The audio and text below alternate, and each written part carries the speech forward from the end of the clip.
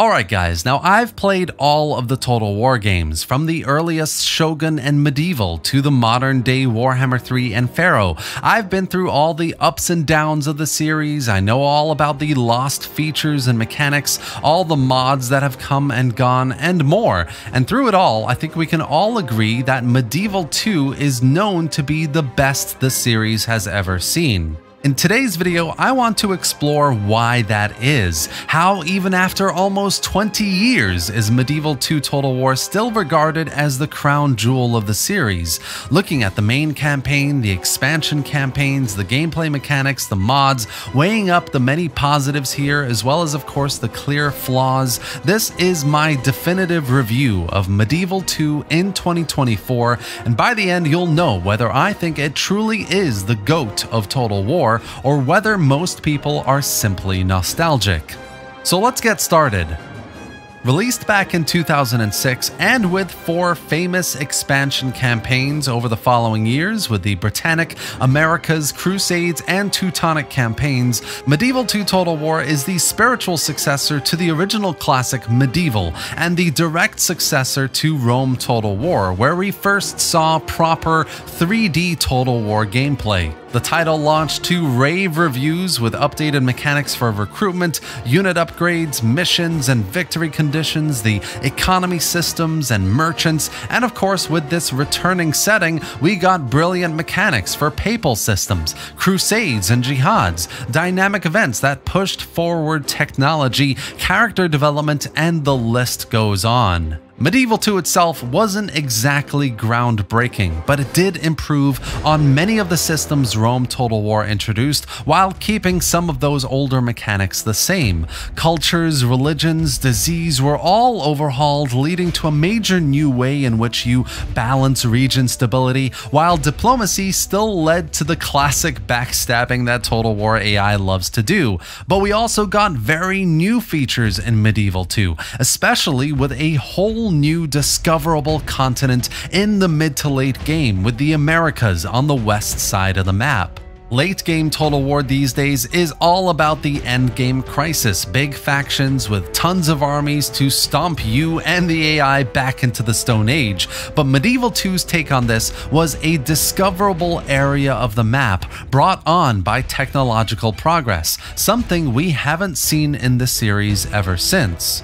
For me, the other big improvement on Rome Total War was unit development and area of recruitment. Certain regions around the map got you unique units, and while Rome had the reform system, which was quite cool, Medieval 2 had unit stat improvements through armories and blacksmiths that also changed the way the units looked in the battlefield. Medieval 2 didn't have reforms, but it did have units accessible only through buildings like these, or Crusades units through specific events, or indeed gunpowder units through tech advancement. This timely progression in building development and historical access to new units made Medieval 2 feel very dynamic and engaging, providing an ever-expanding set of tools for you to conquer your way through Europe and later the Americas as well.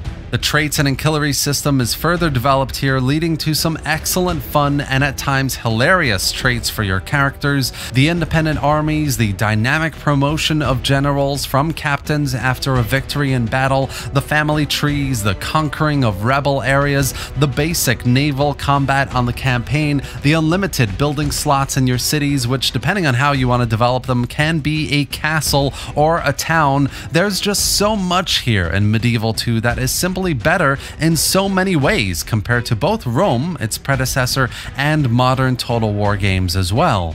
What all of these things and more essentially do is lead to a more strategic game, where you had to think 3, 4, or 5 turns ahead. Think about how to spend your money between construction, recruitment, and diplomacy, how to expand without pissing off your neighbors too much, how to balance all of this with population in mind, since every settlement has a set number of people. Later Total Wars don't have a lot of this, and in my mind anyway, this is one of the primary reasons why strategic thought and planning has slowly been removed from the series. And of course, it's a primary reason why older games like Medieval 2 are still so much fun to play today.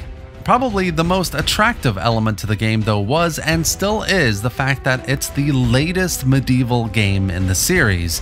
This period in human history is filled with large-scale conflict, sensationalized in stories we grew up with like King Arthur, or in media with movies like Kingdom of Heaven, and Medieval 2 Total War gives us this opportunity to play this setting in all its glory. Send out a priest to convert some Muslim regions in Iberia, make him a cardinal, and begin dominating religious politics in Rome, or play as the remains of the actual Roman Empire with the Byzantines, trying to survive against the Seljuks to the east and Catholic nations to your west trying to take over, and later on the Mongol and then the Timurid invasions. Medieval is romantic to many of us, and Medieval 2 can easily be nostalgic just for this alone. But it's not just that. Medieval 2 Total War has some of the best expansion campaigns the series has ever seen as well. Being British myself, despite this accent, the Britannic campaign with Scotland is one of my absolute favorites. Taking William Wallace and Scotland to freedom is something I'll never forget, so of course I'm nostalgic. Taking Richard the Lionheart in the Crusades campaign to lead Jerusalem to victory is some of the most glorious campaigning I can remember, and equally with the Teutonic campaign, the Americas campaign, maybe less so, but still, these expansions when each one came out back in the day were just absolutely incredible, and even today when I pick them up in vanilla, I just have so much fun playing a quick campaign. The best thing the expansions did for us though, as good as they are themselves, is open Medieval 2 up to the greatest mods this series has ever seen as well. Like, it wasn't enough that these campaigns are just awesome on their own, they had to give modders the potential to create the Third Age Divide and Conquer mods, the best Lord of the Rings mod we've ever seen, Europa Barbarorum 2, Stainless Steel and the Historical Improvement Project, or others like Sardom's, Lucium Total War, or wild and wacky mods like Planet War or Thera. Medieval 2 Kingdoms unlocked something Total War had only scratched the surface of with Rome, and that was a largely dormant modding community waiting to be fully unleashed, and boy did it unleash on this. I honestly think that if Rome, and especially specifically Medieval 2, wasn't as moddable as they are, the Total War modding community would never have been where it is today. We'd probably never have gotten Divide et Impera on Rome 2, Medieval Kingdoms 1212 on Attila, Darth mod, or Empire 2 on Empire. There's just so much that started right here in Medieval 2 where passions were ignited, where modders banded together in groups to create something totally new and unique, to add immense replayability, as well as have community fixes for things, improve camera functionality, add other bits and pieces. Medieval 2 saw modders take a game and increase its value 100-fold, and the series in that regard has never been the same since. And of course, I have to talk about the battles, where elevation actually makes a huge difference, where morale and fatigue are factors you need to keep a very close eye on and manage, and where the old battle HP system lends itself so much more to Total War battle gaming. It's simply more fun, more immersive, and plain better than what later Total Wars developed into. Siege battles, river crossing battles, procedurally generated maps depending on where on the campaign you're fighting, all of this meant every battle was incredible fun to play, even if there are still issues here and there.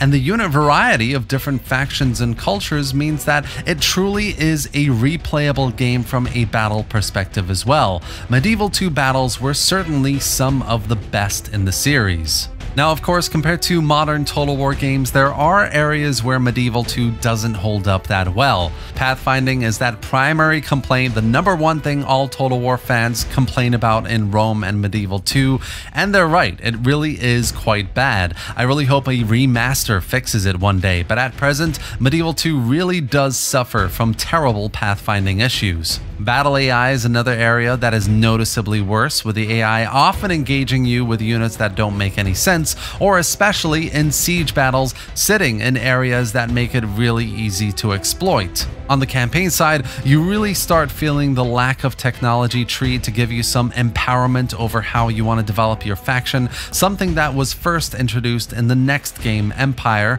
where it just worked so well. Plus, economy systems are quite basic, diplomacy being quite hit or miss can be annoying, and on higher difficulties especially, AI behavior can get incredibly tedious, leading to total war every time, which isn't a bad thing, but does leave me thinking about how much better AI behavior is in later games in the series.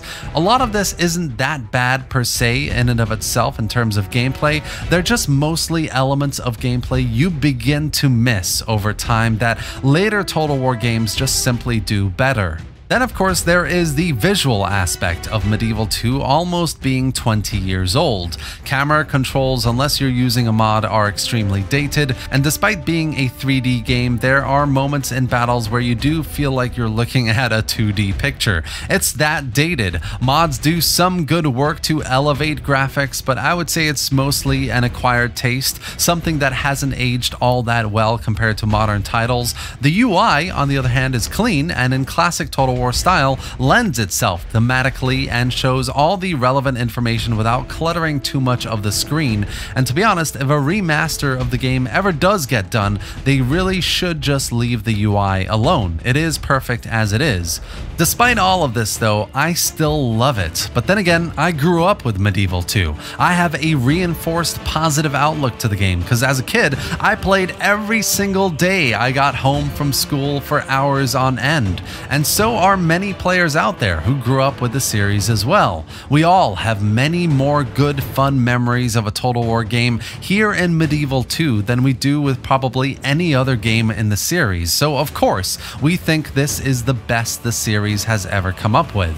Overall though, there are plenty of things that modern Total War games do better, I'm not denying that, but objectively speaking, weighing up the pros and the cons compared to others in the series, Medieval 2 has a lot to show for it as well. Yes, it has its flaws, but there's plenty here to give it reason to be at the top. A brilliant main campaign with hours more gameplay potential on the expansion campaigns, a robust modding scene with almost 2 decades of content, functional and deep mechanics that later games are missing, a great time period that most people really thoroughly enjoy, and battles that feel weighty and impactful. For an almost 20-year-old game, Medieval 2 definitely has some solid reasons to be the best in the series.